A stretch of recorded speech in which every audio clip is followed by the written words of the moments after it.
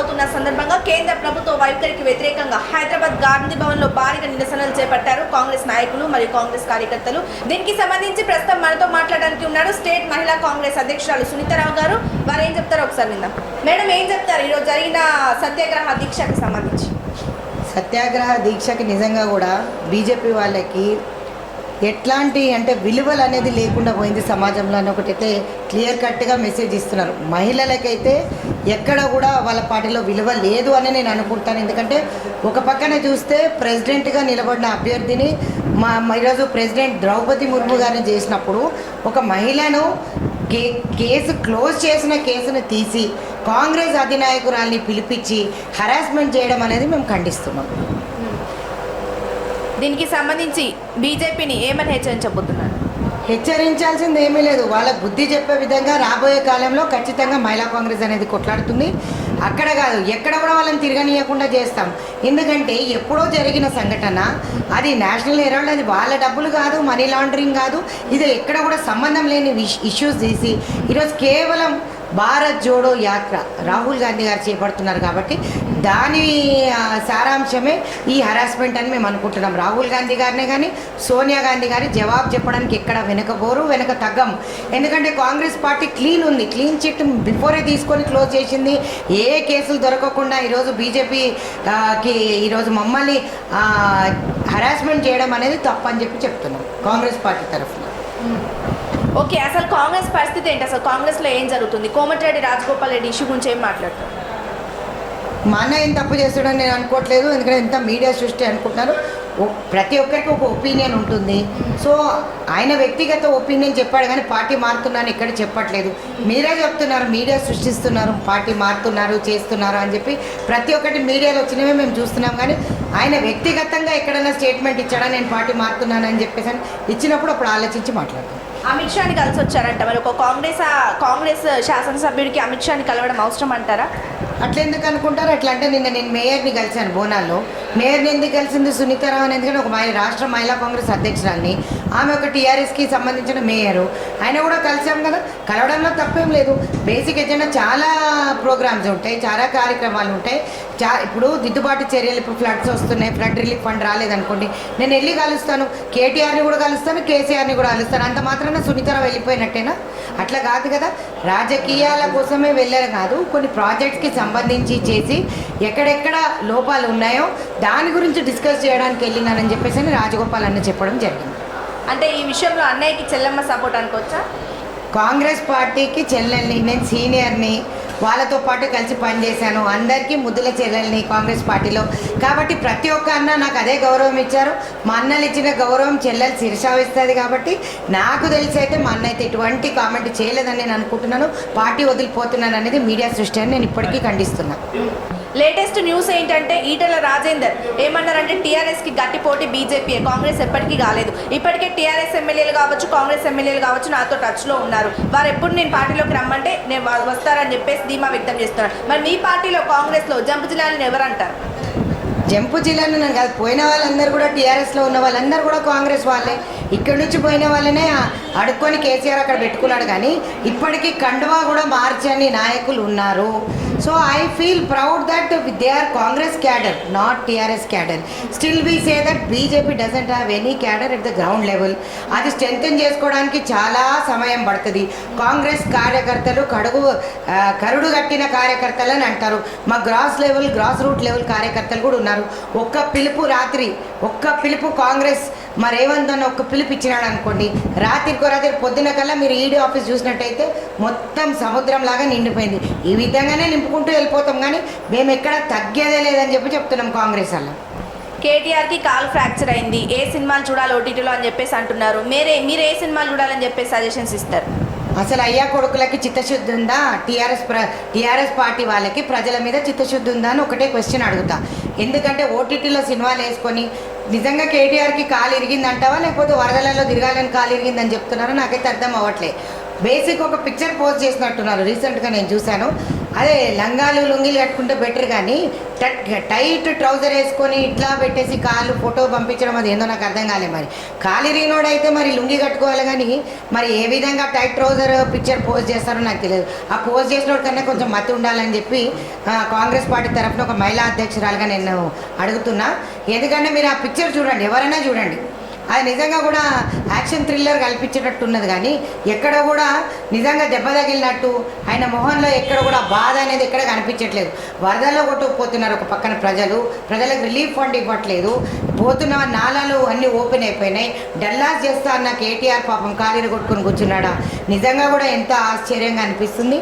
ఇట్లే కాలు ఇరుగుతుంది, రేపొద్దున ఒళ్ళు కూడా పగులుతుంది, పని చేయకపోతాయి అని చెప్పి ప్రజలు మాత్రం చిత్తశుద్ధితో చెప్తున్నారు. బయటికి వెళ్తే ఏ రోజు మరి శ్రీలంకన్ అధ్యక్షుని ఎట్లా కొట్టారో వీళ్ళకు కూడా అదే గతి పడుతుందేమో అయ్యా బాబు కానీ నేను అనుకుంటున్నాను.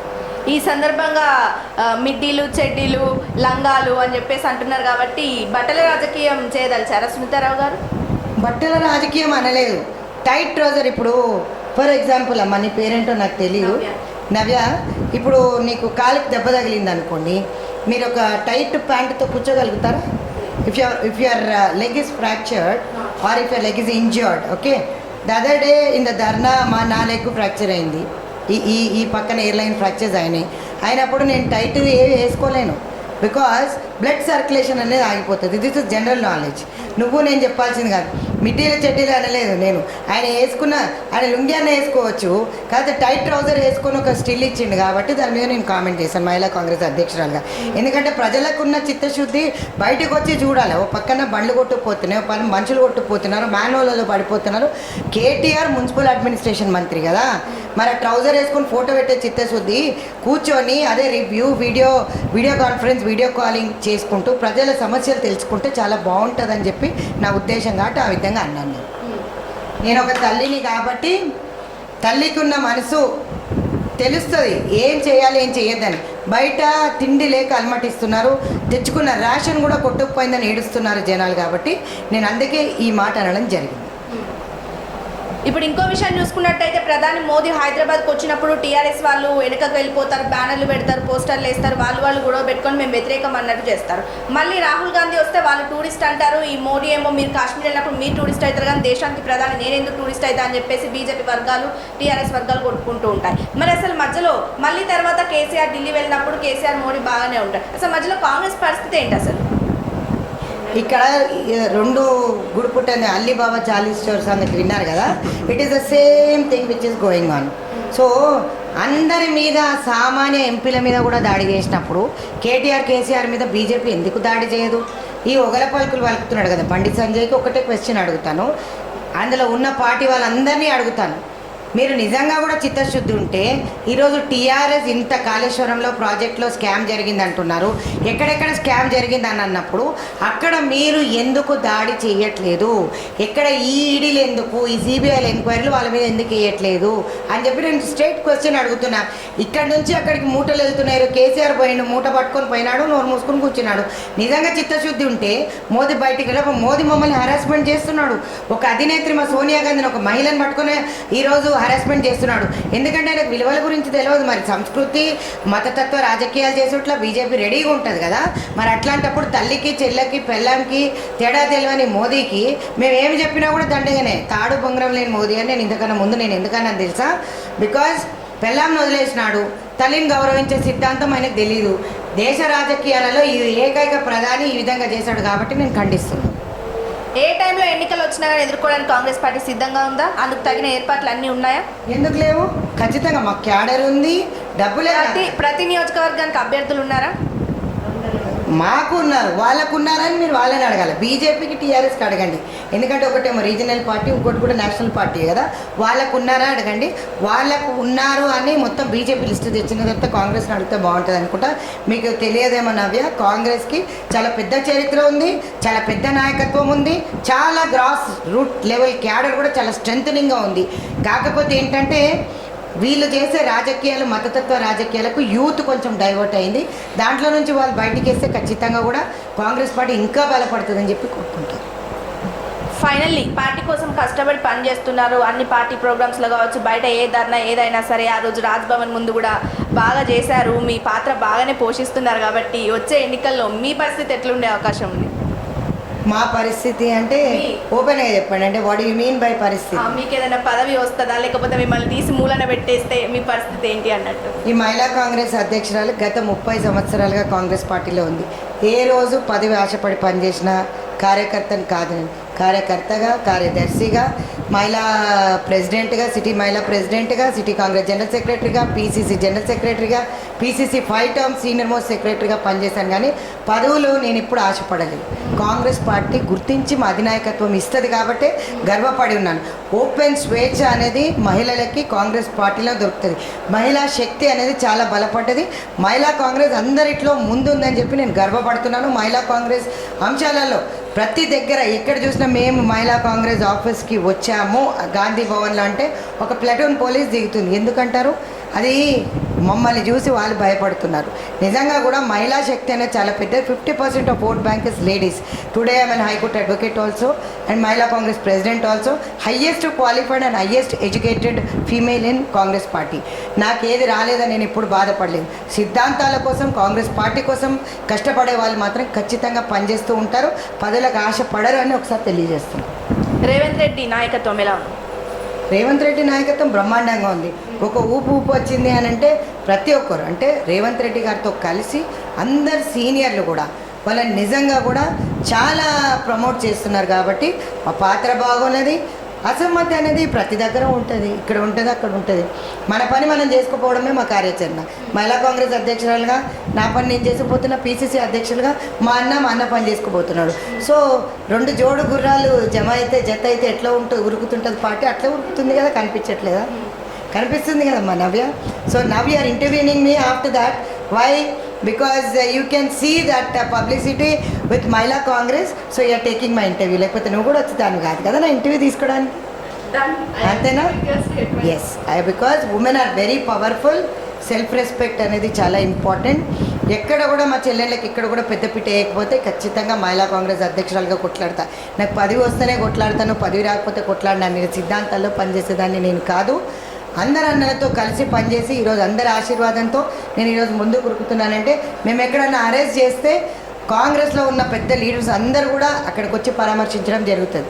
అంటే అది నా మీద ప్రేమ, నా పదవి గుర్తింపు అంతే. అంతకన్నా నేనేం చెప్పలేను. నా ప్రేమ అభిమానాలు ఉన్న కాంగ్రెస్ పార్టీలో పనిచేయడం నాకు గర్వకారణం. ఇప్పుడు లాస్ట్ ఒక సీక్రెట్ క్వశ్చన్. సీక్రెట్ యాక్చువల్లీ ఎవరో ఒక ఎమ్మెల్యే, కాంగ్రెస్ ఎమ్మెల్యే అంట, చట్టం దానిపైన చేసుకుంటూ పోతుంది, ఇలాంటి సత్యాగ్రహ ధర్నాలలో నేను పాలు పంచుకోవాల్సిన అవసరం లేదు అని చెప్పేసి ఇవాళ ఇక్కడ లేరంట కూడా. ఎవరు ఆ శాసనసభ్యుడు మీ నోటితో? చాలామంది శాసనసభ్యులు లేరు. పర్టికులర్గా మరి ఎవరైతే కామెంట్ చేసిన వాళ్ళని అడిగితేనే బాగుంటుంది అనుకుంటా.